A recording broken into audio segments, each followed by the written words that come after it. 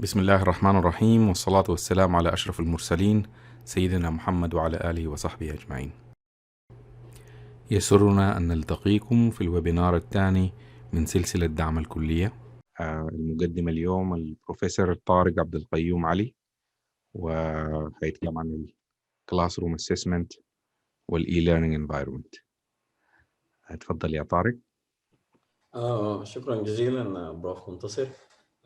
طبعا انا سعيد جدا جدا انه الواحد بارت اوف يعني الباتش اليونيك دي اللي هي صراحه فريده جدا. فزي ما ذكر بروف منتصر، this is the second webinar of a webinar series of batch 1987. طبعا batch 1987 means ان السنه دخلنا فيها، يعني عشان الناس ما يلخبطوا شويه. فإن شاء الله الليلة حنتكلم it's not very long presentation إن شاء الله classroom assessments and e-learning environment. حابدأ بعرف ال purpose of a classroom assessment. Is assessment is it of, for or as learning? وبعدين after we do the analysis, after you finish the analysis, you will have the outcomes of the assessment. How do we analyze it? What factors we need to consider for effective feedback and feed into the continuous improvement process. And then I'm going to look at the assessment if we are considering accreditation. And the assessment for the programs that are accredited is, for example, by the Accreditation Board for Engineering and Technology in the United States, which is an organization that well known. In that case, assessments and the assessment outcomes specifically are much more important because they feed into two outcomes. Two criteria out of 8 criterion that are used by the by ABET. Then I'm going to look into some of the very common classroom assessment techniques in the and how they apply or how do they are implemented in the e-learning environment. And I will use a case of the Blackboard system, which is we currently use at my institution. For a starter, when the instructor would like to design your classroom assessment, you need to specify the purpose, and the most common purposes of assessment are assessment of learning, which come first, and this is very familiar. And this type of assessment, it determines the learning goals and outcomes of a learning unit or a course. Normally, the courses they have in a typical syllabus, you set goals or objectives, and then outcomes. Normally, the goals are not measurable, not necessarily, but the outcomes are measurable. This type of assessment normally it is referred to as summative assessment, which was in 2 weeks ago when Professor Montasir talked about e-learning, you heard about this. So summative assessment is basically normally is made to evaluate the student learning normally, or the proficiency of the student, and normally it measures against specific standard or a benchmark that is set in that specific learning unit or a course. So this is for assessment of learning, and that is really very common type of assessment. Then assessment for learning comes second, and this is really not commonly used. And the focus of this assessment is the student engagement, like to gauge or measure or evaluate the student engagement in the classroom while or during the learning process. And this type of assessment is referred to as formative assessment, and also you heard about it in the first seminar in the series. And this is normally is designed to inform instruction. That means it will give a feedback for the instructor to use in order to improve the teaching or improve the learning environment that in which that unit or course is being delivered. The third type is called assessment as learning. And this type is, it is designed to help the student to monitor their learning progress and adjust their learning strategies to meet set goals. And somebody may ask what set goals of students. So especially at the lower level courses that you know, in a college, student probably they don't know even how to set their goals. But definitely we'll talk about it in much more details later. But definitely needs the help of the instructor.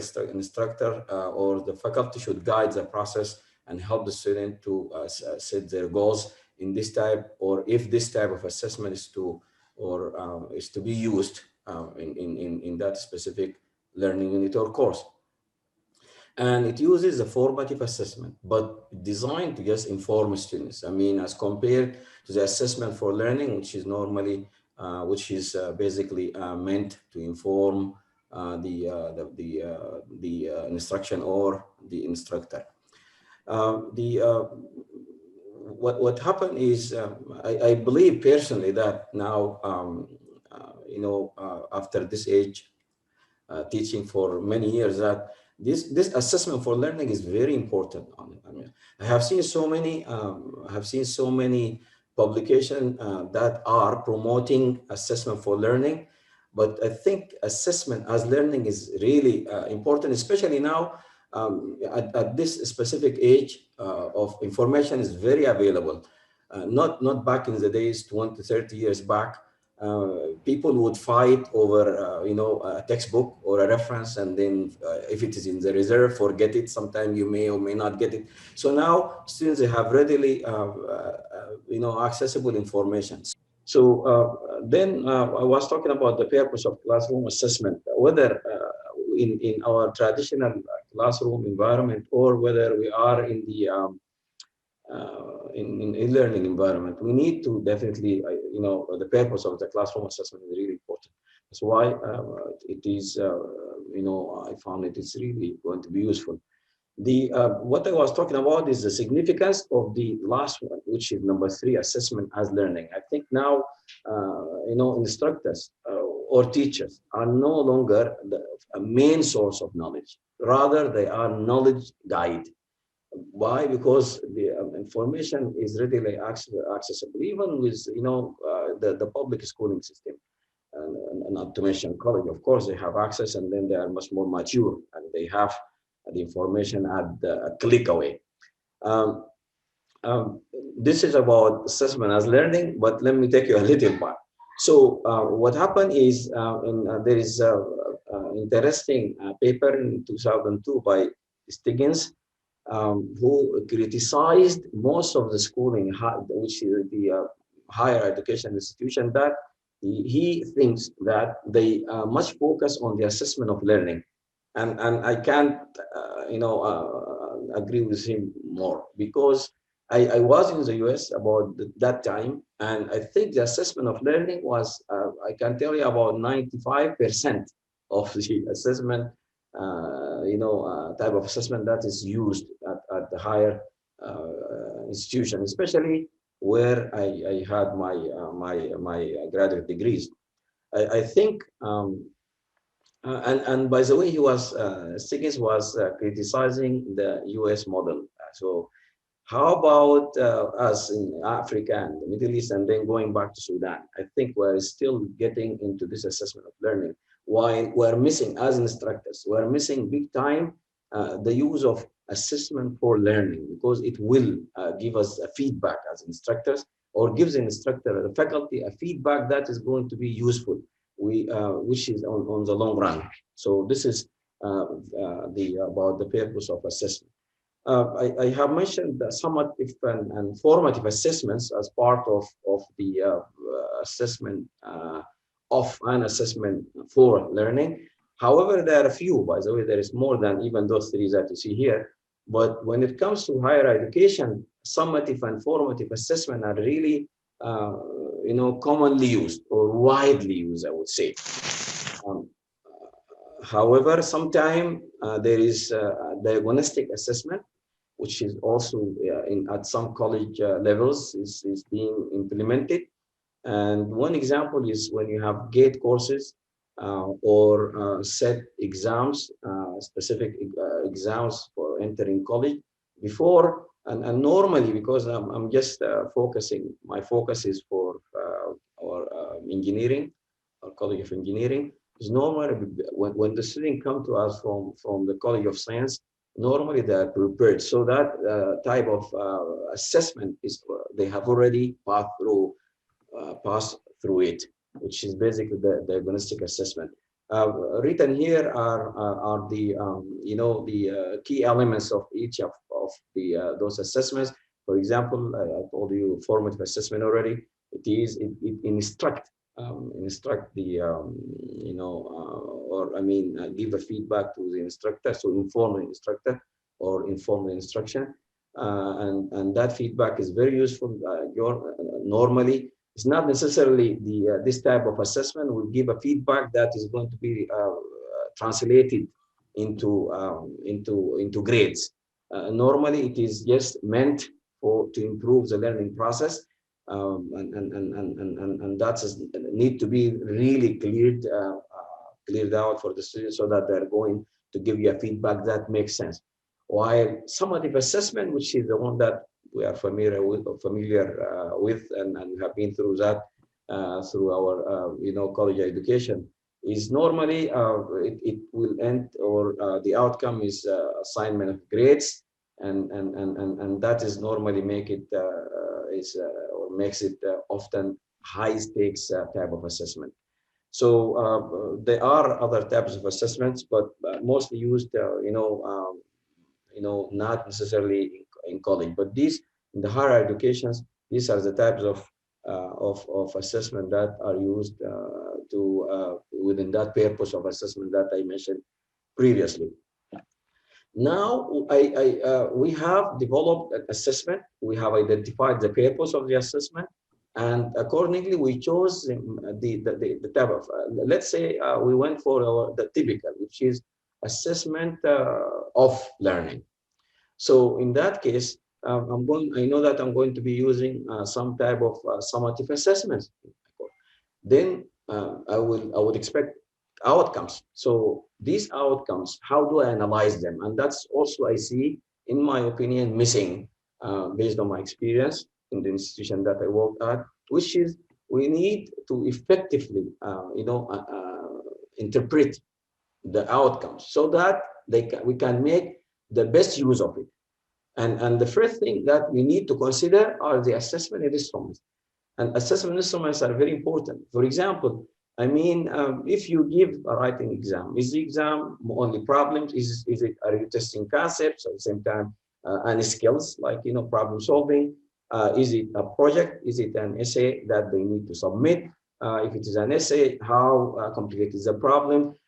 Is it a combination of quizzes, exams, homeworks, and oral? So consideration should be given to the assessment instrument. Those the examples that I'm giving I call them assessment instruments, and these are very important to be considered when you're looking at the outcome and about to analyze it or interpret it.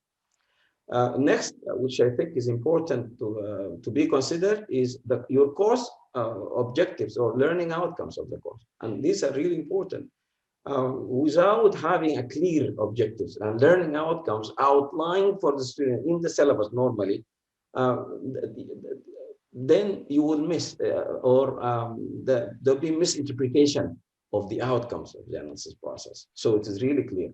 I will revisit this back, talk about it later, but the course objectives, as you know, and course or learning outcomes are really different, because the objectives normally specify the material covered in the course, while course learning outcomes describe what students are expected to develop by the end of the course, what type of skills, how much knowledge in what concepts, and it is really important.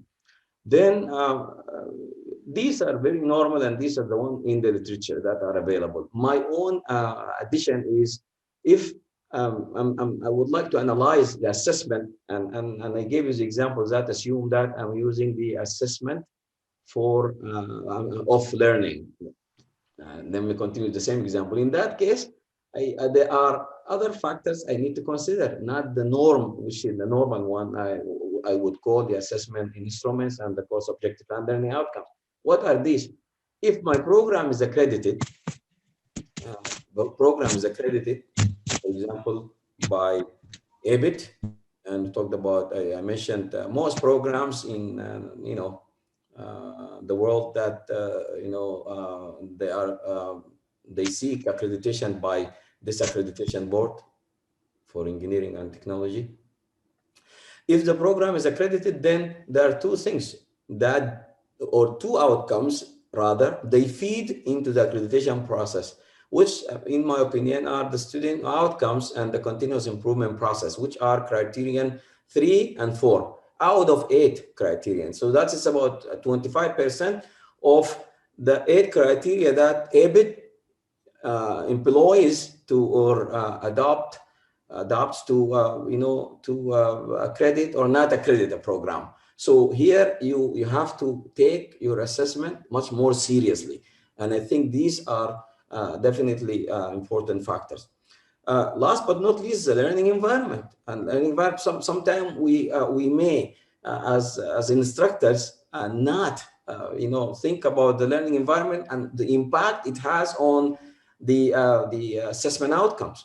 It's very important to be considered, in my opinion, in the analysis and the interpretation of the assessment outcomes. And there are so many learning outcomes. But before I talk about the learning environments, there is, about 4 different most known learning environment. But to me, in college, we encounter any one of those 3. But before I go for that, I would like to mention something. The learning environment normally is created by the instructor. No school, no college, unless maybe specific teaching or learning centers are going to specify the learning environment in which specific unit, learning unit, or a course is to be offered. But the institution of higher education, especially those who follow the American model, they are normally have this freedom, which we call it, academic freedom, in which the professor or the instructor or the teacher, they're really free to the material. You have it already agreed on, part of the curriculum, but the way you convey it, the way you communicate it, it's up to you. However, now it's good and bad, probably from instruction. Oh, it's really good, but at the same time you need to be very careful. Why? Because it will come when to you to select the learning environment that, or the combination of, maybe you will go for more than one. Select them carefully so that and know them, so that when you analyze your assessment outcomes, you have them in mind. And the common learning environments are student-centered or knowledge-centered or assessment-centered type of learning environment. I will revisit this more thoroughly later, but I will start by, as you can tell, I'm highlighting for you this part because in the literature, normally people, they overlook it. They don't think there are factors that are very important, factors to be considered in the analysis of, the outcomes of assessments. But I'm highlighting these so that I'm going to, look at them much more, or revisit them. Revisiting the issue for accreditation, and I know that definitely, probably some will say, well, we are not accredited, but we heard that, there are some effort that, our lovely college is at the University of Khartoum. They are thinking about, or Faculty of Engineering is thinking about accreditation. Accreditation is very important, and I'm just reading the accreditation. ABET accreditation ensures confidence that a collegiate program has met standards essential to prepare graduates to enter critical STEM. And I think most of you are familiar with STEM, the science, technology, engineering, and mathematics field in the global workforce. And the accreditation is very important. I remember when we went in the late 90s to the US, and I think my colleagues here can, can relate to that. Normally the criteria for, accepting graduate, students is, they say, well, to have a bachelor degree or equivalent from an accredited program or equivalent accredited program, which is very important. So now the accreditation 20 or 25 years later is becoming is a norm. Programs that are not accredited, people don't even consider it. So the accreditation now, at some point of time, accreditation, people will look for it. Say, well, let me take my son to this school because it's accredited, but not to this school. But now, almost every programs, or most of engineering programs, are accredited. By no means here I'm pushing for accreditation, but definitely it is a very good thing to consider accreditation, because it gives visibility for sure of the program. What is the relationship again? And I hit on it, but here I would like to shed light on it much more clearly.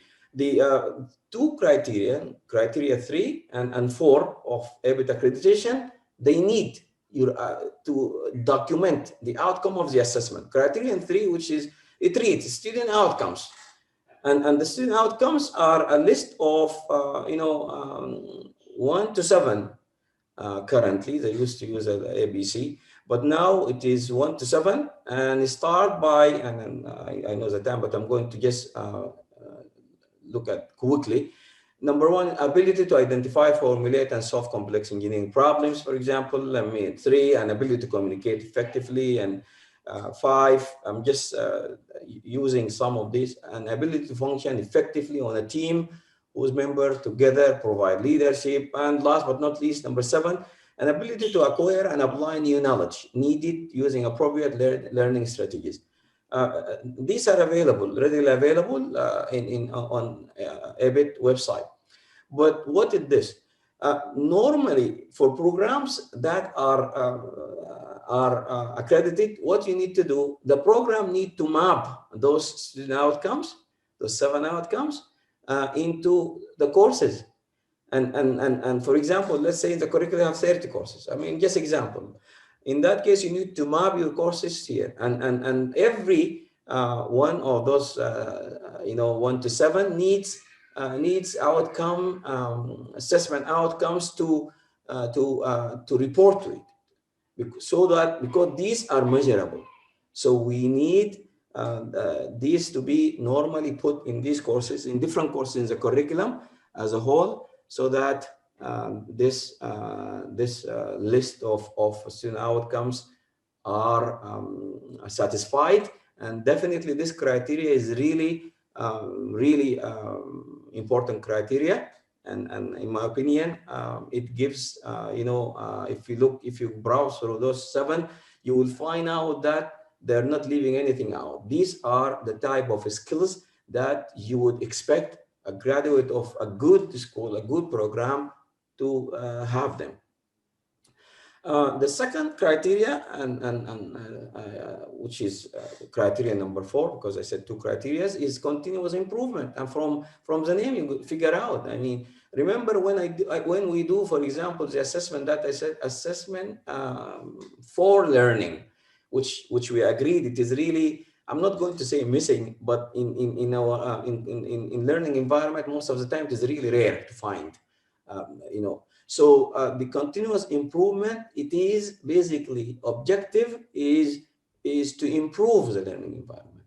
And if you can read quickly this criterion, ABET, they want program to use appropriate documented processes for assessing and evaluating the extent to which the student outcomes are being attained. The result of this evaluation must be systematically utilized as input for continuous improvement of the program. So every every accredited program need to satisfy these two criteria. Then there is no way without a systematic approach to assessment to meet those, these two criteria, criterion 3 and 4. The continuous improvement of program can be looked at from two perspectives. Number one, a comprehensive assessment process for the whole program. And Dr. Jamal is hearing me actually, as I learned from him a lot, but there is a lot of effort is put for documentation of course by course, because as I mentioned to you, courses are mapped. The course programs normally they mapped into those student outcomes, and then the outcomes of the assessment, and they are direct or indirect. Direct, for example, let's say exam result, quiz, not exam. Normally we say a problem in the exam. Let's say a problem in the exam is a design problem. So to meet one of these objective, for example, is ability to design is number two, and ability to apply engineering design. So let's say in one of my courses, I have 3 problems. One of them is design problem. Then when I do my assessment, when I finish the assessment, the assessment outcome of that specific design problem will feed into that specific student outcome, which is number 2. And then not only this is a program as a whole curriculum in the program need to consider this, but it is a comprehensive process. But also it goes as the course level, which is lower level course assessment and improvement process, and this is continuous process. And ABET expects programs to show closed loops, or they call it closed loops or closed cycles of continuous improvement at I would say at the course levels, and then at the student outcomes level, and then at program education objectives. Because I did not mention anything about program education perspective, but every program they put objective. For example, they say, well, we would like to prepare graduates who are going to aid in, for example, and these are most of the time very unique, and they are related to the specific setting of the program. What do I mean? Because if you need so many of a structural, for example, in the civil engineering program, structural engineering graduates, in that case, you may emphasize on that curriculum.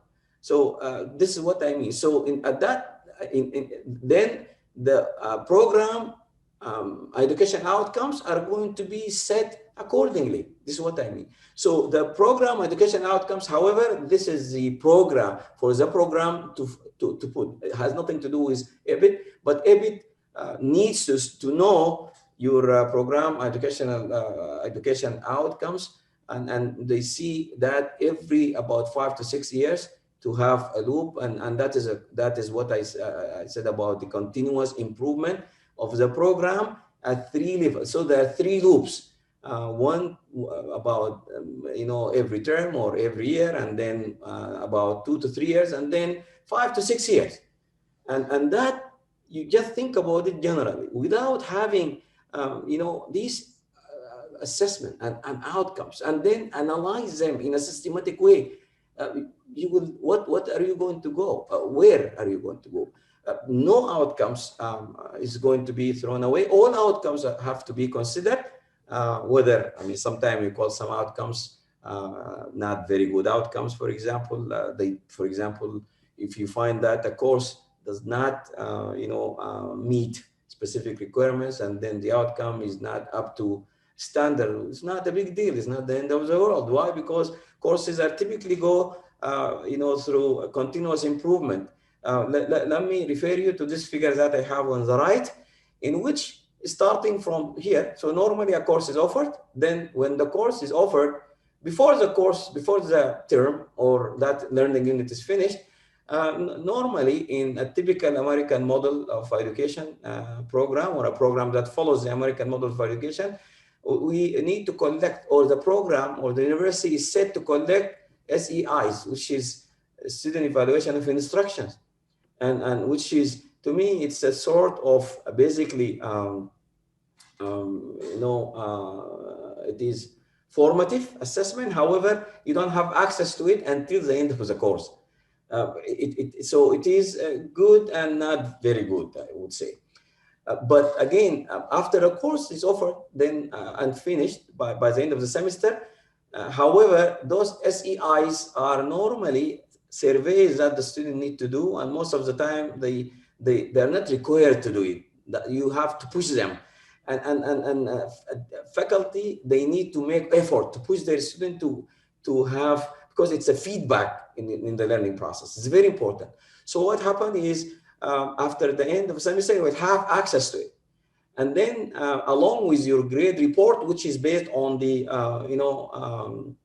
the summative assessment. So now you have a summative assessment, you have a sort of, formative assessment, at least. Given that this is a typical classroom learning environment in which that as learning and for learning is not well explored. Then typically in an American model of education, what happened? The professor or the instructor is required to create a course assessment report. And in the course assessment report, if there are any, there is a feedback that is, for example, is going to suggest that there are some gaps in the learning process, the instructor job is to prepare a response to it. And normally, in the American model of education, professors and instructors, they take it in a good way. So it is normally a criticism that is going to help to improve the learning process. So normally what happens is maybe, and sometimes, that specific course or learning unit based on this course assessment report may go or need to go for a major change or some changes in the course. If these are no minor changes, in that case, definitely it needs, that instructor to propose it. It will be pushed for, the layers of approval from department, college to university, and then it will come back, pushed back to the department, where the department need to make a decision so that these changes are going to be implemented, preferably before the next offering of that course. And this is what is meant by this CABE, which is, the assessment and improvement process. And I believe, even without having that, without having the two concepts of assessment for and assessment as learning, I think if at least we can manage to have this type of continuous improvement process or assessment and improvement process, I think that definitely will translate in a very good way and reflect on our learning environment. If you remember, I'll take you back here. I hope you guys see this highlighted. I hope you see. So these are my opinion of it. I mean, I think as I mentioned, the accreditation component will require us to think twice of not just deciding on analyzing the outcome. So you have to be careful for not only identifying the purpose of your assessment, but also where do you analyze it. But the last thing that I mentioned, number 4, was learning environment, and introduce for you those learning environment. Now I would like to just revisit that specific topic. So the first is called learner, also called student-centered learning environment. And before I say that, I would like to just push back a little and again highlight the fact that the learning environment, it's the professor choice, mix and match, because of that academic freedom concept. All you need to do is to satisfy the course, because course, faculty don't own a course. I mean, program owns the courses. So, and the whole curriculum is owned by the program. Faculty come and go. So the program, through the head and the system in a college, will make sure the course topics and which are, you know, the objectives or the goals of the course, and the outcomes, course outcomes are met, okay, into at a satisfactory level. But how it is delivered specifically, it is an instructor job, and this topic is about what this topic is about, the types of learning environment. It's us who create that. So as instructors. So again, those are three, as you can see: learner or student centered. And this type of environment is very unique because it considers the background of the students, their knowledge, when they come to that unit. I mean, for example, if you're teaching a course, the knowledge, the skills, the attitudes, beliefs that the student bring to that specific educational setting. And these relate to some concepts that I found in the literature, that, things like called like culturally responsive, or culturally appropriate, culturally compatible, or even culturally relevant. And this is this topic actually was expanded really big by Latson and Billings in 1995. It's a very interesting paper. So this is this style, and you will see later that basically most of the course assessment techniques are using this or based on this. However, I would like to shed light on the rest, because I think most of you will be interested in the second one. The second one is knowledge centered. The knowledge centered environment is basically, it helps the student to learn the knowledge in depth, so that when they learn it in depth, then definitely they will implement it in new context. And as an instructor, I think this is our objective, right? I mean, especially in engineering, you would like by the end of the day to teach, for example, design, and you want to produce very good designers, right? And in that you need to make sure that you introduce the knowledge from simple to complex. But if you start with complex, because sometimes some of teaching styles, there is so many different teaching styles and teaching philosophies. There is bigger and different styles of teaching. So some of them, they may look, just follow some textbooks, and some textbooks you may start by touching on much more complex, or the most complex concepts, and at that time you may lose some of your students. So however, the knowledge centered is really good, but that the instructor need to be really careful in taking a specific approach in which you will gradually go from simple to complex concepts to be covered in your course. And then I would like to just try to connect this to when I mention courses and they have objectives, and because the course is owned by the department, right? Or the curriculum is owned by a department or a program or a university. So you would say, then in that case, when you're saying this, simple to complex, how about the objectives? Because the objectives of the course normally are provided as list of topics, and then the structure in which is going to be presented. Yeah, but again, it's up to you as an instructor, having in mind that academic freedom is to take this gradual transition from very simple to complex concepts, leading, because that, according to this knowledge-centered learning environment, then your students are going to be much more solid. They will absorb the material for you in depth, and therefore it's a win-win situation. The last, which I mean, actually there are not three, but there are four, but the last, because I'm just presenting the three that they relate to to college, mostly, specifically in engineering. The assessment-centered learning environment. From the name, this allows for continuous collection of information as you progresses, as the learning process go on, and this definitely will help or feed into can definitely for the assessment for learning. Okay, and definitely if you can tweak it a little, and then part of it can be used for assessment as learning.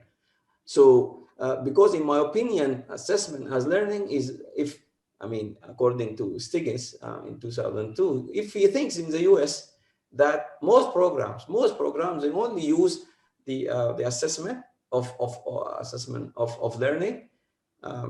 I think by now it's not the case, but I think what is now missing is assessment as learning, as I mentioned. But this knowledge-centered, this assessment-centered approach, it's basically will strengthen, those will use the types of assessment that I mentioned just a few minutes ago, which is assessment for learning and assessment as learning. So getting to those as assessment-centered learning environment, this can be very overwhelming for the instructor, because what you need to do, you need to compile your because you will have so many assessments as your course or your learning unit is progressing, and now in the older fashion environment, which is assessment of learning. In that, people still complain about it, and most of the time they use summative, which is the end of the term. How about the assessment-centered approach? Definitely, it has definitely impact on the instructor, because it is definitely time-consuming approach. Okay, but I found out a shortcut in this, because I found out that a very recent study by Wang in 2014, you'll find the list of references later, proposed an assessment-centered e-learning system. And this system, when you employ assessment-centered, even after, inshallah, after the COVID-19, people go back to the classroom, and you like this assessment-centered, because for people who would like to get feedback, to improve, if they're so keen to improve your learning environment, this is where to go. And now this system, this e-learning system, is freely available. I mean, I think it is freeware that's available. So and in these assessments, most of the time, yeah, you need to design them, but definitely take time to design. But the analysis of the outcomes is going to be automatically built in the system, and you will find this listed in one. Coming down into now, what techniques? Because we are, I mean, I tell my students, normally in engineering, we are very touchy-feely. We are very practical. Okay, this theory, it's really good, but where do we stand? What do we do in our e-learning environment? This would bring me to a very good, a very good and widely used handbook for college teachers. It's called Classroom Assessment Techniques. I think most of you heard about it. Angelo and Cross, 1993, well used. And it's available in most libraries, and copies available online for free. So let me read for you what they think, and you can tell I'm highlighting for you they're leaning where. But because we on the everyday on our daily assessment business, we use some of these concepts, knowing or without knowing. But let's look at how they define the course assessment. They think the central purpose of classroom assessment is to empower not the teacher, not the student, both the teacher and the student, to improve the quality of learning in the classroom through an approach which is learner-centered. And that would bring us to what we said about learner-centered. Is basically, we said that it depends on the knowledge and the skills and the culture and everything that is centered on the student. And this it will make it very beneficial, formative. And look at formative. It's a learner-centered, but formative. So now they are leaning towards the assessment for or assessment as learning, okay? Because that is the formative.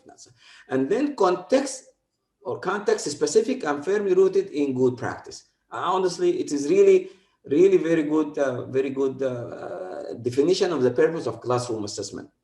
And I do encourage you to look at this handbook, and it's really good. Angelo and Cross, they're really specific. They identified 50 classroom assessment techniques, and for short, they call them CATs. These CATs are normally classified, and also you'll find it in 3 groups. First group is techniques for assessing course-related knowledge and skills. And you can map them, you know, in the context of what we said, to the types of assessment that we said before. And then number 2, techniques for assessing learner attitudes, values, and self-awarenesses or self-awareness. And then techniques for assessing learner reactions to instruction. And by this grouping, you would find when we map it here, that when this mapping, I think, in my opinion, or rather grouping in these 3 groups, will make it really easy to digest and select and from these CATs, the one that applies to the learning environment in which you're developing you're offering or you're teaching your course or learning unit. Before I go forward, I would like to just revisit the Blooms taxonomy that was mentioned by Prof. Muntasir a few weeks ago. And I think we know now, it's a process, and this process is not new process. It existed since mid 1950s, but it started to be implemented by programs at large just recently. But by recently, I mean 20 years back and 15 years back and so forth.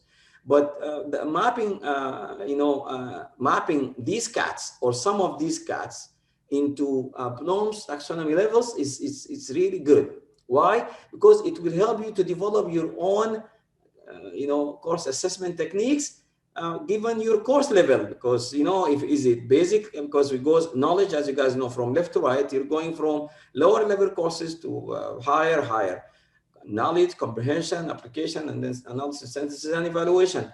And you can see here, I put for you, some of. You will find, for example, multiple choice to be under knowledge and under application, and so multiple choice, you can use them, from low level to, higher level. Some of techniques only, they apply to, the higher levels. I mean, for example, essay, the essay and for example, project is not used definitely at knowledge or comprehension levels. And you see, I mean, for example, in the knowledge level, you have multiple choice, true, false, fill in the blank, short answers, games, quizzes, moving in comprehension, simulation, animation, tutorials. When you go to application, multiple choice, short answer, essay, tutorials, simulations, games, and case studies. And then at the highest level, you can still use multiple choice and essay and project, simulations, presentation, and paper, definitely at this level, and virtual labs and case studies. So I thought it would make sense to map some of these CATs, to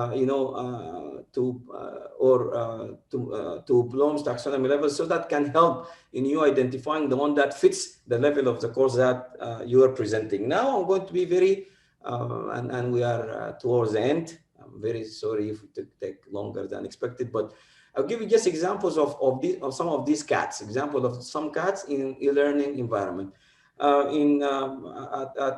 our institution here, we use the Blackboard system, which is here, call it iLearn, which is very commonly used. So you will find assessments clearly spelled out. Under assessment, you find test, you see here, test, survey, assignment, self and peer assessment, and then there is assignments, McGraw-Hill assignments. I picked on assignments. Assignments can be homeworks, can be quizzes, and so on. And you can time them. You can build them or design them and time them in your system. And then next are surveys, and surveys basically not just a survey. I mean, surveys probably the name could be a little bit misleading, but basically if you find under surveys, you can create questions such as calculated formula, you can insert numeric values either, or you can put a matching you know, like tables, short answer, true and false, and so forth. And this is also definitely a plus when it comes to learning, when it comes to these CATs in the e-learning environment. Then what about test? For test, you would find out that we have the same, you know, same list of questions that I said, but in addition, you have another capabilities. You can add content, and the content you can add files, and you can add videos. I mean, and in the past, I had to, you know, talk to to have a video, short video, to the student about a design problem, a highway design problem, and then I inserted the video, and then I was seeking their opinion for the short answer. Then you can insert a link. You can put a link, you put the problem and tell them it's here, or look at this website. For example, if you are teaching a course, you know, related to transportation, for example, I'm going to use Muntasir area. So in that case, you may refer them to a transportation agency website and ask them for their opinion for a specific project. Or you can insert a mathematical equation or a special character and create a table in your you know, test. So this is for test. And then some, they will say, well, I don't feel comfortable. How about my pop quizzes, a test that I'm going to just on the fly give to my student? I don't want to have timed student. So in that case, you know, basically, however, here we are using Wacom tablets that our university, we were very lucky to work in this university. Managed to buy us this tablets, Wacom tablets, which is sitting next to me here, basically. And it is just turning your system into a whiteboard. And definitely from quiz perspective, the pop quiz is really easy. All you can do is, you can see you have the choice of choosing even different colors of you know, for your text, and then give the quiz, pop quiz quickly. And I would like to just, you know, mention something that I learned before, that some of the faculty may resist of, okay, I don't like to go because now COVID, we are expecting the third wave, and who knows how many waves are going to come our way, that some of us are just very connected to their classroom environment, in which they are basically, in other words, connected to their whiteboard. Well, say hello to a whiteboard that coming through with this system, because if you can see on the right, it is a blank whiteboard, and in which you can still, you know, just write as if you are in a classroom. This is just on the side, okay? So some may wonder, well, from exams, I mean, exams and cheating, how am I going to make sure that academic integrity is met, or there is an increased academic integrity in my exams? Well, in this system, the Blackboard system, they use a lockdown browser. That lockdown browser is not going to enable the student to access any other material but the material of the exam. I cannot open any other material. And then you can have the choice to go choose webcam or without webcam. If you use the webcam, even you can go down and then choose the student to show their IDs and face, for it has a face recognition capability, so that you will make sure that the ex-student who's reporting that specific outcome of the exam is the correct student. And then you have access to the video, and you can always, as instructor or professor, you can go back you know, and to these videos and look at them and so forth. So there is an increased academic integrity in the e-learning environment when it comes to this test. with this, I'm going to conclude this talk. I hope I did not exceed the time allocated. Actually, as a matter of fact, with this screen, I can't even see what is the time now. This is a list of references that I cited in this presentation. Thank you very much for your time, and I look forward to your question and good discussion. Thank you very much, Professor Tariq. This is amazing.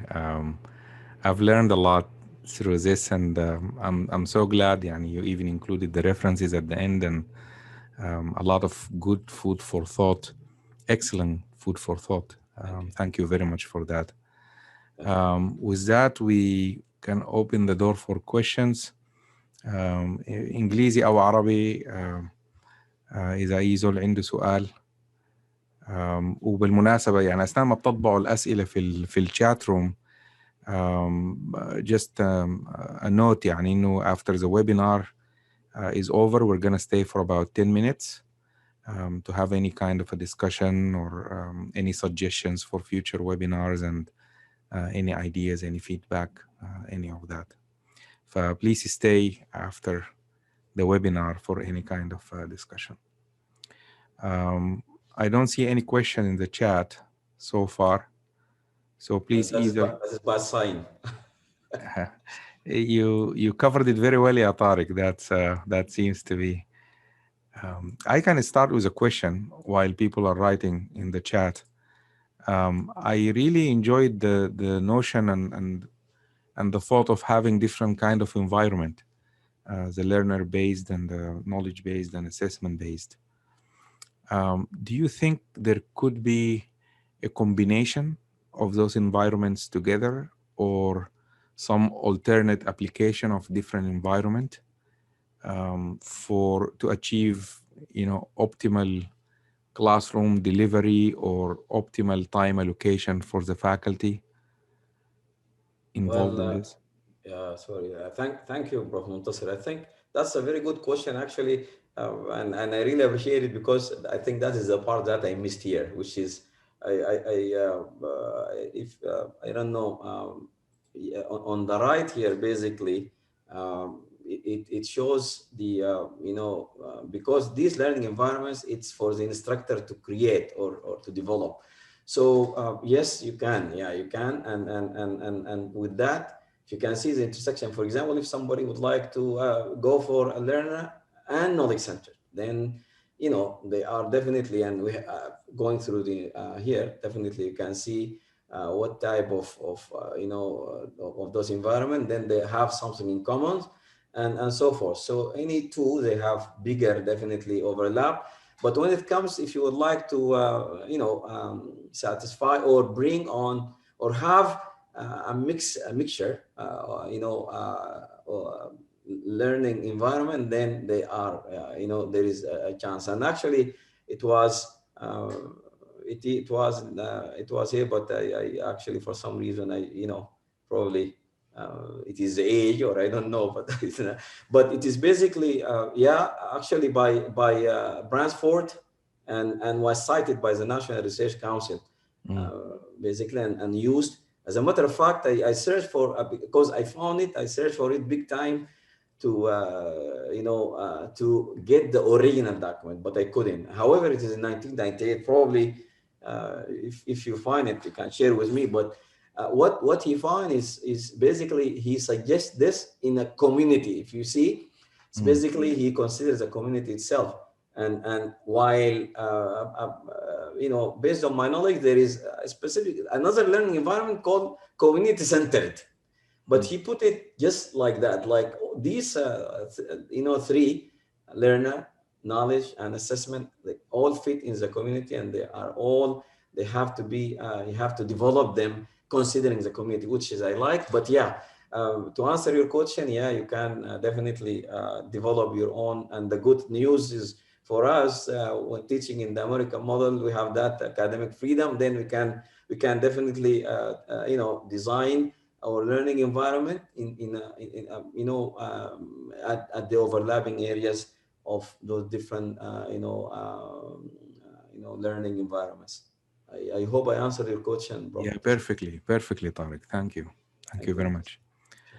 Is there any question from the audience? And if you like, you can also raise your hand, and if you want to speak. منتصر في سؤال من محمد مصطفى في الشات.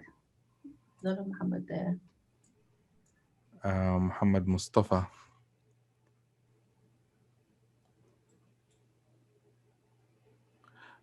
There is a comment in Muhammad Mustafa. Yeah, CATs are used to evaluate only the quality of e-learning or learning in general. بعدهم سؤال. But if we go down, yeah. Yeah. So what? So Tariq, the question is it used? Are CATs used for the e-learning, for evaluation the quality of e-learning, or e-learning in general? No, it is CATs, as we have seen, it's for the learning general, for learning in general. But I got the examples of those CATs, given those groups, the one that fits, supported by that specific system in which it is already implemented. But to answer the question, it's a good question, Muhammad. By the way, we haven't heard from you for some time, Muhammad. It's good to hear from you now. I don't know where you're hiding. طارق كيف حالك؟ كيف حالك محمد؟ ان شاء الله طيب يا اخي. خليك تسلم. تحياتنا لبروف جمال ابو بكر. يا منورنا الليله والله ما شاء الله. You can tell his reflection on me for sure. Yes. Well known. Jamal Garaju. Well, Muntasir, if you allow me just to make a few comments before I leave. Because,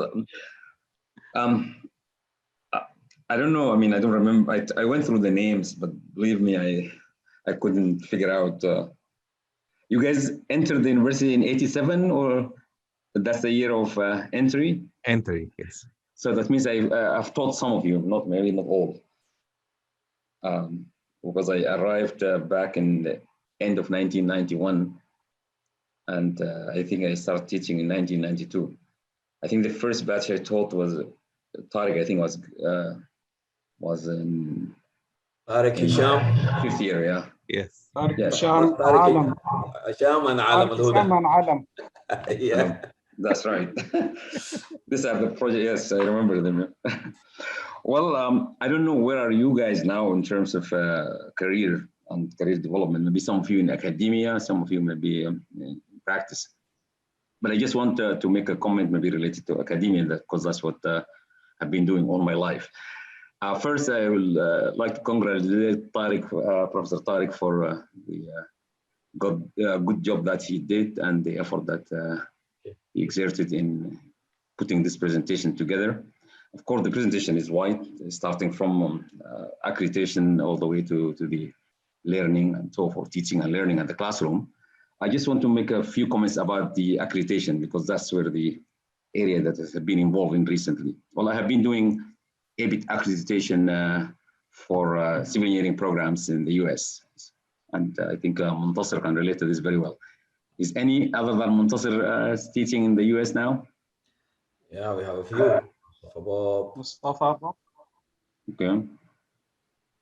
So you are very aware of course, of ABET and the ABET requirements and things like that.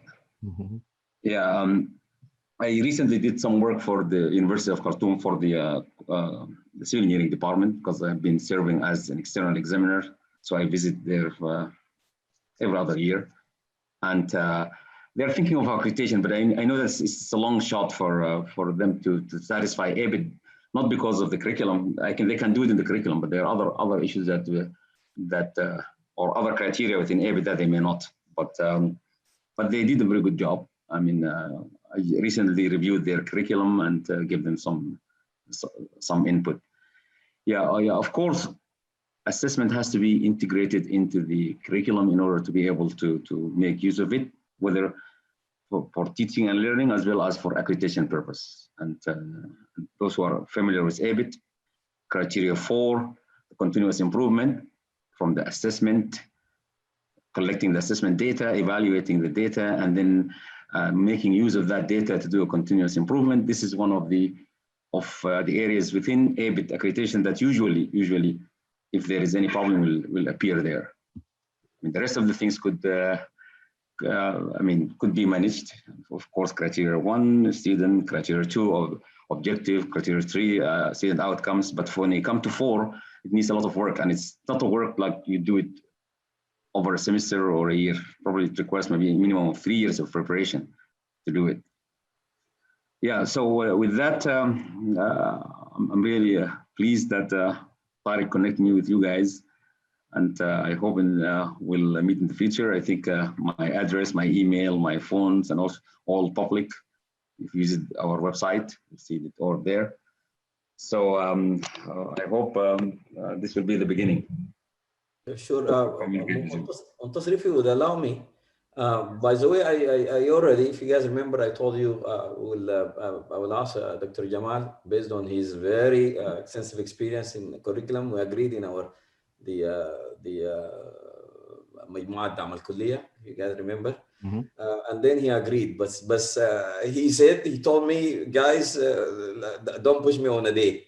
So but before he goes, I would like to thank him here while he's here for agreeing inshallah to have a discussion, and it could be like a webinar, but like a discussion, and then maybe he can go solo or suggest us some other name so that الكلية ممكن تستفيد منه مع بعض إن شاء الله.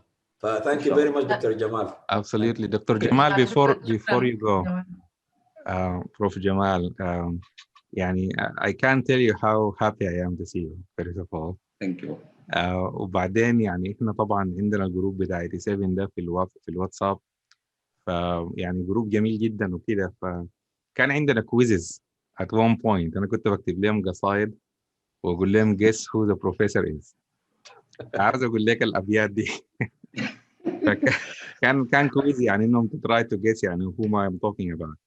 فقلت لهم: أعرفت من خطواته إسراعه والاهتمام، أعلمت أن العلم فيه مشبع بالاحترام، لا ريب في إخلاصه، فلقد هدانا للتمام، دربا به من بعده علم وطارق أو هشام.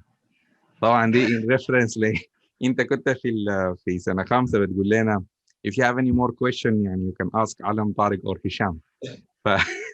واحدة من الجمل المتذكرينها لك بكل الحب والاحترام Thank you, but I think you exaggerated this. I don't know. In Arabic we used to call it, I don't know, I forgot. I remember Tawriya or Kinaya and so forth, but there's another word when you exaggerate things. What do you call it? ما في أي exaggeration والله. Well, thank you for that, and I'm very happy to see. My ex-students progressing and moving forward, so I feel like I can pass the flag for them and think of retirement comfortably. What retirement? My students, they will ask me, they'll tell me, your brother who's 2 years older than you, where is he? So if you retire, that means they will come to me and tell me you're not going to retire or what? So you're not retiring. I think your students probably they need eyeglasses or maybe something like that. Okay, guys. Well, thank you, and I need to go, and that's really great. Okay, thank you. Thank you. All right. والله يا بروف طارق نشكرك جدا على المحاضرة القيمة وعلى انك كمان جبت لنا بروف جمال. نعم تفضلي. شايفه في الشات في سؤال اول حاجه نشكر بروف طارق على البرزنتيشن المميز ده، وفي سؤال شايفه على انه هل الويبينارات الخاصه بدعم الكليه دي بتلقى تجاوب من الكليه ولا لا؟ انا ممكن اجاوب لمحمد مصطفى انابه عن بروف طارق ومنتصر. اعتبرونا انا وجمال حسن هسه جزء من استاف الكليه حاضرين، اوكي، لكن هم بيسالوا على الريكوردد ويبينارز وافتكر بيستفيدوا منها حتى لو ما اونلاين حاليا، ممكن يستفيدوا منها ليتر ان شاء الله. فبيسالوا على التسجيلات وكده، وان شاء الله بنوصلها لهم والدعوه عندهم كانت في جروب الخاص بالكليه والجروب الخاص بالجروبات الاقسام بس ما معروف ظرفهم شنو، ما حضروها والله، لكن اكيد حيرجعوا لها ان شاء الله. ان شاء الله. شكرا جزيلا. شكرا دكتورة تهاني. حقيقة انا لما خطيت السؤال ده كنت عاوز اخد اسمك لكن قلت احسن اخليه ان جنرال. يعني كنت في بالي انك حاضره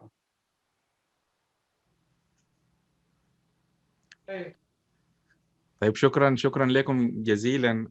احنا كده ننهي الويبينار، لكن زي ما قلت earlier يعني ممكن نقعد شويه اذا في اي suggestions من الاودينس للويبينارات الجايه، اي فيدباك. يعني this is the time for it. منتصر. نعم تفضل مصطفى. انا عندي كويك كويشن لطارق. يا بوب كيف يا طارق؟ بل اكثر والله يا طارق، ما شاء الله نايس جاب. الله يديك العافيه. دي بس بعض الصراحه ما عندك والله يا اخي ابدعت في انك جبت برو جمال، يعني دي برضو يعني فيري جود. يعني ده كان تصرف جيد منك. وبعدين انت اختراعك اللي قلته انا يبدو لي ده اختراع عملي جدا، انه يومنا نجهز ويبينار يجينا بروف جمال وكل الناس تكون موجوده وتسيتل اوتلاينز للكليه يوريها عشان تمشي في الاتجاه بتاع الابد. هي دايره شنو من الان المفروض يبدوا يشتغلوا على شنو كده، حاجات جنرال، لانه في حاجات ممكن يبدوا عليها immediately وفي حاجات احتمال will take time over the years. لكن اذا الكليه دايره الابد بعد 5 سنين من الليله المفروض تبدا الان. زي ما عارف انت طبعا الحكايه الابد ده continuous process will take time يعني. فلو ده الموضوع الاساسي اللي المفروض نركز مع بروف جمال فيه ونشتغل عليه، لانه انا وانت المفروض الموضوع ده وجدان خطتنا في انه يعني في الاتجاه بتاع الكوريكولم وكده. اكيد. السؤال يا طارق، انت you mentioned during the presentation if the instructor يعني suggested major changes in the course, then he will need to seek the approval of the department and the approval of the college to make these changes. أنا سؤالي لك what criteria is used to characterize the change as major? And I'm asking because when I was teaching at Taiba University, they used to give us the freedom to change up to 20% of the course without seeking any approval. This freedom is given to the instructor. I can change within 20% of the course. More than that, I have to seek, as you said, the approval of the department, and then actually the approval of the curriculum committee in the college, and then the approval of the college. That's what I was used to. So if you have a criteria, what is considered major, or this is something you use your personal judgment, or what is it? Okay. Well, thank you very much مصطفى. Definitely يعني أول حاجة يعني فرصة جميلة جدا نسمع صوتك بعد سنوات طويلة جيت هنا ورجعت اليو اس. It's a definitely very good question, especially the people in academia. Definitely. Here basically we are using about the same criteria. I mean, for anything above 20% is considered to be major. But the problem is how you define 20. What we have is what is hidden here. I did not put is we have a department curriculum committee. Actually, I was chairing this committee for the last few years. Then it is when the instructor, because there are courses that are taught by different instructors, as you know. I mean, for a given program, for example, environmental probably engineering, you'll find a course that you may teach this year but not next year. Especially these types of courses, they ask the group of faculty to meet and then give the feedback to the curriculum committee. And the department curriculum committee has representatives from different sub areas. Definitely there is a representative from the environmental, for example, group, if the course was environmental engineering. Then the curriculum committee will decide on whether it exceeds, is it major or not, with definitely the involvement of the representative of that sub area. And then based on that, even is not the department head in our model is going to decide. Then it goes to the whole department, and it will be voted for, and then through voting, and it has to be documented that the department approved the changes, approved the proposed changes. Then it moves to get to the college and university, and then comes back, and then the department has to find or to follow up with the implementation of those changes. But yeah, it is because it is generally the 20%, but basically it's more than that, as I have explained. It is a collective effort. Yeah. Okay. Good. Thank you. You're welcome. Thank you. في سؤال برضو يا طارق من علي محمد، قال لك لو سمحت ما هي الفوائد التي تتحصل عليها البرنامج أو الكلية المعينة من اعتمادية ABET؟ Well, that's a good question. I'm going to just, basically go through this. Normally, what happens is now outside of our world, for example, where we live here in the Middle East, programs that are not accredited, usually, the parents will not send their kids or their, children to these programs. Why? Because most of the time, if you would like to go for academia, most of programs in the US or Europe, they will ask for a program that is accredited. And most of accreditation in the world now is ABET accreditation.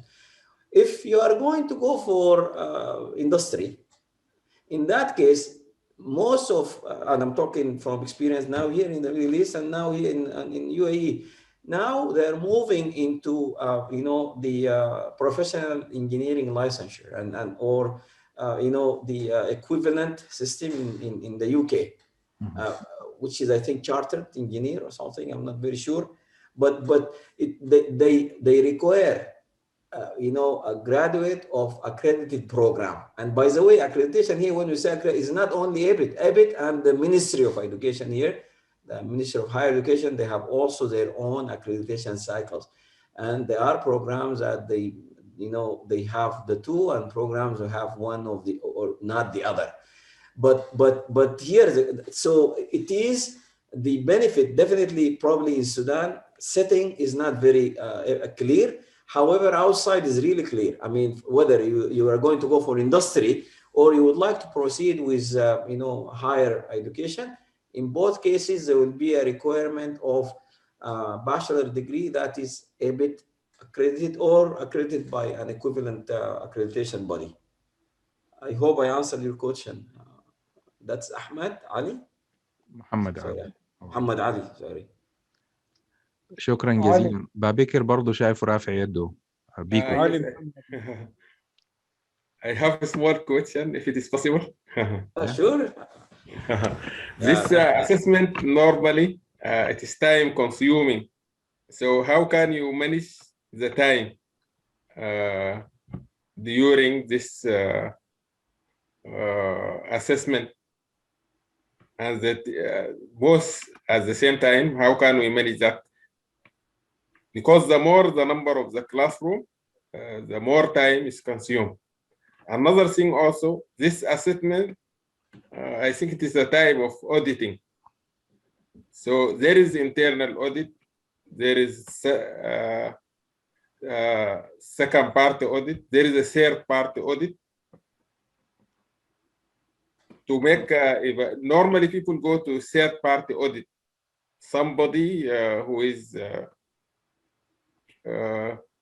is not belonging neither to the student nor to the college, he will come to evaluate. So I hope you can answer. No, sure. Thank you, Babikir. دايما بقول بالعربي انت تامر يا جميل، يعني احنا كلنا كوسي. انت you ask and I answer, of course. So, but you ask tough questions. No wonder يعني. coming from Kosi, our lovely, our beloved hometown.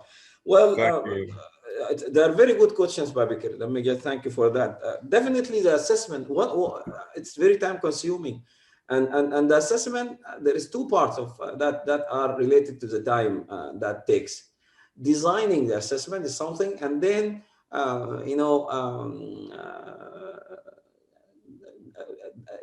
and then looking at the outcome, getting the outcomes. I mean, obtaining the outcomes is another aspect of time consuming. That's why I said that Wang study, he proposed a very nice, assessment system that is, let me just refer you there. So I think it was here. I found this very good paper that there is a freely available, system that people can implement for assessment. And however, that was mentioned under the umbrella of assessment-centered learning environment. But I think, in my opinion, and this will also, feeds into Professor Muntasir's question, which is basically because the learning environment will create them. I mean, the instructor create them, the teacher create them. So you can mix and match. You can develop your own environment, not necessarily to follow those for sure. But whatever it is, in all those environments, definitely we need assessment, as you said, which is really good. So to save some of the time, I would recommend using automated systems, or instead of every time design exams that are you need to go. Because now, for example, for design problem, how do you, I ask somebody to design for me, let's say, structural element. So I need to go and go through steps and so forth. So it's very time consuming, but the design of it is consuming, and then the grading and then getting the outcomes is consuming. But I think in our culture, normally we think the exams, which are, for example, which are, for example, multiple choice, we don't believe in it. I mean, multiple choice is not. However, we have seen multiple choice was used in actually at different levels. Multiple choice from the knowledge going through application and analysis, and they can be designed in a way that they will reflect on the knowledge of the students. And the multiple choice in the system, the e-learning system, is you don't need to worry about it. All you need to do is to design it. The assessment will be graded, which will save half of the time, or honestly, I would say 2/3 of the time that normally we spend on assessments, because normally 2/3 of the time is for grading, and then professors and instructors will, after exams, they would be really worried, and some of them, they get sick just thinking about the load that they have to go through, and because the students nowadays they just impatient. They can't just wait. The minute they get out of the exam, they send you email immediately, say, Professor, when shall we expect our results? So yeah, the time is issue, but in the setting in our beloved وطننا الحبيب, beloved country, we may not have these tools. So I think honestly we should definitely come up with ways in which we will use our time much more wisely, because the types of the examining and this type of assessment that we have seen when we were college, if it is still in use, that's actually it's a need to be revisited, that issue, honestly, I think. And with this, having this in mind, why? Because if you remember, for the effectiveness of the analysis of outcomes, I mentioned the instrument or assessment instruments. For example, if you consistently just use a final exam that has 10 design problems for a design course, that's over and over and over again. I mean, this is what I mean, over and over. That means whenever the course is offered, it is going to honestly not give you an effective analysis it's not going to give you an outcomes that is going to give you a decent analysis, I would say. So I hope I answered your first part, which is the time. So for the time, we need to be creative and we need to be very open-minded. It's not only these exams that normally we give problems, and these problems, they have to be at a specific standard, you can mix and match. And we have seen the example of multiple choice. And multiple choice, most of multiple choice now, there is machine read, type of exams. I mean, the outcome, you would just put them in a machine and then they will be graded for you. And it's not expensive. It's very inexpensive. And we do it in some of our entry level courses here. So this is for your, an attempt to address your first question. I agree with you. I mean, it is auditing, but honestly, I like auditing, and I think it's missing, and that's why in the environment, when I sit here, I would like to see assessment for learning, assessment as learning. That will give you that specific dimension of auditing. Why? Because for auditing, you need the student to give you as you progress. You need somebody to tell you, what's going on, how your learning environment is helping them, how they're digesting the subject. It is really important. I see that specific dimension is missing. I agree with you. If you look at it from a perspective that thinking that probably a professor should or instructor teach a course and then the assessment has to be graded or designed by another professor, that is something that I have seen in the literature. Some people suggest that. I don't know whether it's doable or not. Normally in institutions they have limited resources. I see there is a merit, if that's what you mean, for assessing the quality. Because I remember when we were going through the public system, if you remember, mushrifin at-tarbawiyin, they used to come and then sit in the class. Sometimes they take a nap in our classes, but give at least a dimension of that auditing of the learning. But now in the institution of higher education, it is left completely for the instructor, which is not bad actually. But at the same time, if the instructor is going to have a mixture of the assessment that will also help the student to set to set goals and then meet these goals while that specific course is going on. At the same time, assessment for learning, which is also, it will help you to develop and adjust. What's wrong? I think it's cultural issue. What is wrong if your student will tell you, Professor, your teaching method is not helping us. In the midst of the semester, we should take it in a good way, honestly. And related to this is what we have now in the American model, Babikir, is that student evaluation of instruction. But that survey is done. They ask the student to, with a specific set of questions in an attempt to help to improve the learning environment for the course, but next time. But that is, and this comes to auditing again. For merit increases, for promotions, they use the result of this. And actually in the US, they use it not with big weight, but I saw outside of the US, without being specific to countries, they rely on it big time.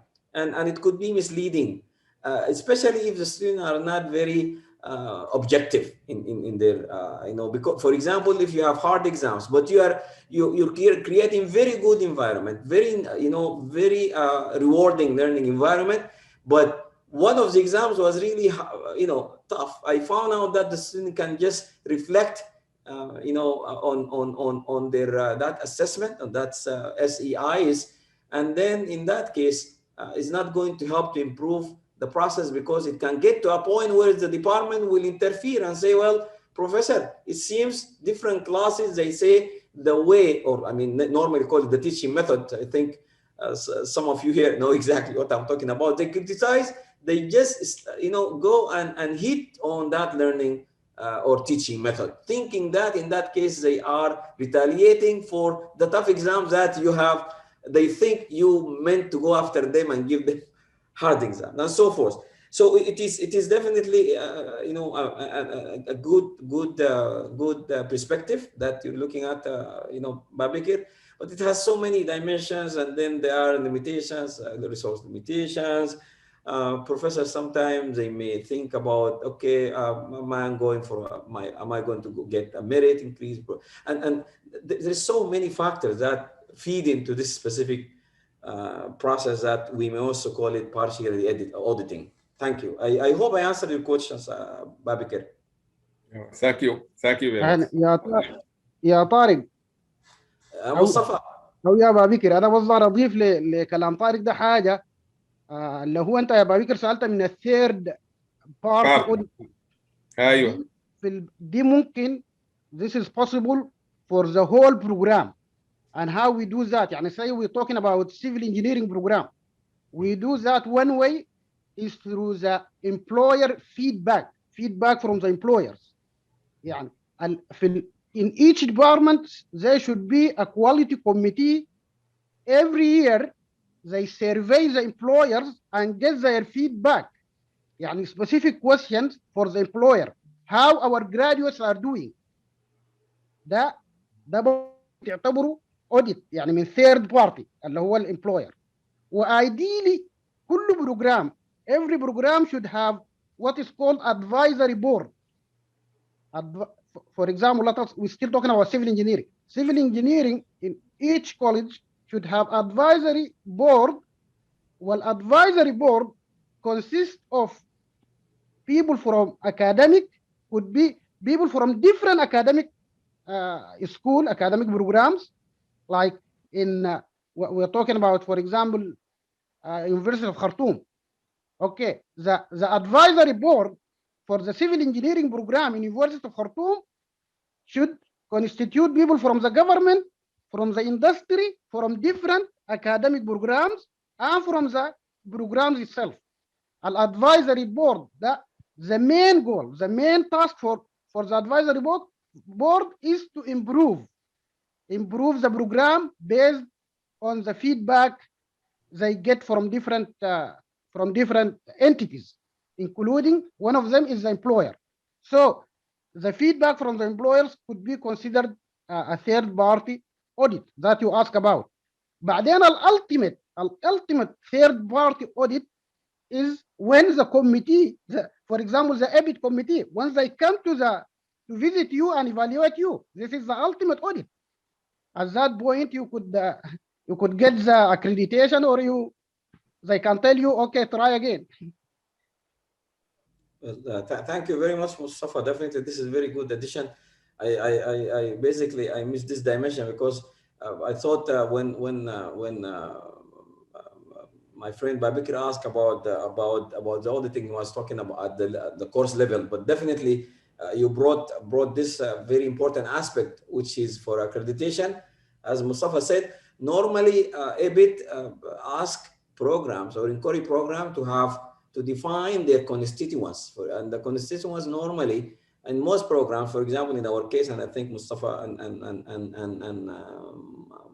Muntasir can definitely reflect on that. Be, for example, the employers, alumni of the program, and it could be sometimes some programs the parents or the students.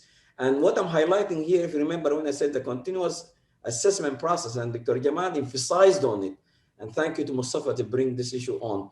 The criteria, he said specifically, he thinks that criteria number 4, it needs at least 3 to 4 years, Mustafa, before the University of Khartoum would even would just think about it.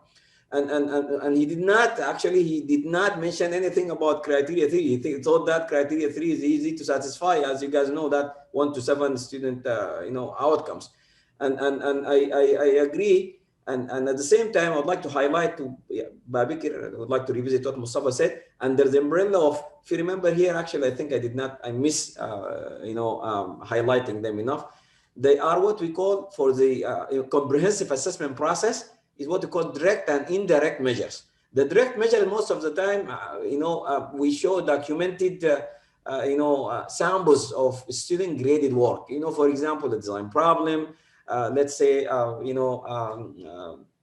hydrology lab report and things like that. But the indirect measures is it feeds into what Mustafa mentioned. Normally, these are surveys that normally mailed out or given to employers, and given wherever the employers of our student, you give to them, and then the graduates themselves and the alumni, because the alumni that went through the program, also their feedback is very important. But all of these are part of that comprehensive assessment process. I would like to thank Mustafa again, and this is definitely, that's why there is this big push. And inshallah, we'll work with Mustafa, and I think I don't know who else with us in that subtask we've done to push for and to help in tasking or coming up with directives, or in other words, with a way to help our colleague to just move into that program. And alhamdulillah, Dr. Jamal, he agreed. Probably we can put some of the people who have, because Dr. Jamal is currently an evaluator, and I think I'm very sure there are some people in we'll find some of our colleagues and faculty who have been in the US who are already also, they are very knowledgeable, because you and I and Muntasir, and I think we have very good experience, but these guys, they have even longer and much more solid experience. If you can bring them on and put together Mustafa with for example, I know Muntasir, something at Tom in electrical, I think he was in Chattanooga when I was there. نعم في توم أي at Tom, and then Tahir in MIT.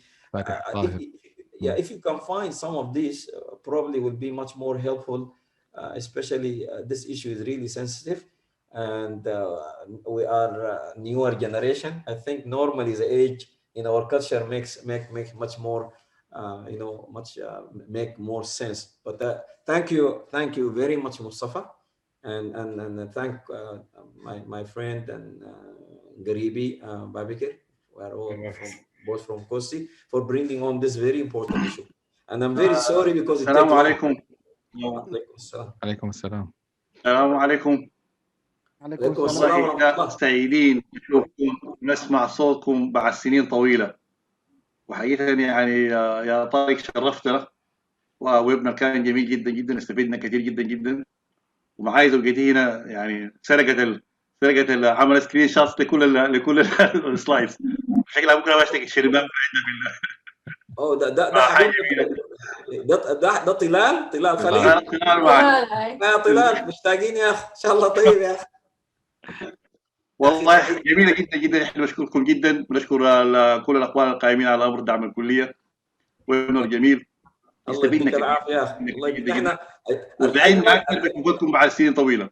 الأجمل سمعنا صوتك والله يا سي، مخيلتنا ببسمتك الجميلة ديك في الكلية، الواحد الله يبارك فيك والله. إن شاء الله ربنا يجمعنا قريب إن شاء الله. بارك الله. اللهم آمين. والله سعيدين ومنتصر، كلكم مجهود كبير جدا جدا. شكرا لك طلال. احنا يعني عايزين عن شكركم والله، منا كثير، ونتوقعكم ثاني ان شاء الله في ويبنا جديد ان شاء الله. بارك الله فيكم. شكرا. طيب يا اخواننا، قبل كل فريق دعم الكل. شكرا لك يا طلال، شكرا جزيلا، ويعني سعيدين جدا بوجودك معنا. بس قبل ما تمشي او قبل ما اي زول يمشي، انا خطيت اللينك تاني بتاعت الريجستريشن في الشات. يعني اذا عندكم اي كومنت، اي حاجه عاوزين تكتبوها هناك، it's a good place to do that يعني. ونشكر تاني البروف طارق على الويبينار الجميل جدا جدا جدا، والف شكر لك، وان شاء الله نشوفكم في الويبينارات الجايه ان شاء الله. الله يديك العافيه. واضح عليك التم مينيس اللي قلت هذيك زي خلينا عنها. لانه الكلام كان جميل، الكلام كان جميل، ما حبيت اقطعه يعني. سوري. شكرا يا طارق. الله يديك العافيه يا وجدان، شكرا لكم يا اخي. شكرا بروف طارق يا اخي، والله محاضره قيمه يا اخي، شكرا جزيلا. شكرا جزيلا. الله يديك العافيه يا فوزي. شكرا لك يا اخي، شكرا يا فوزي يا احسن، سعيدين بسمع صوتك. طيب مع السلامه.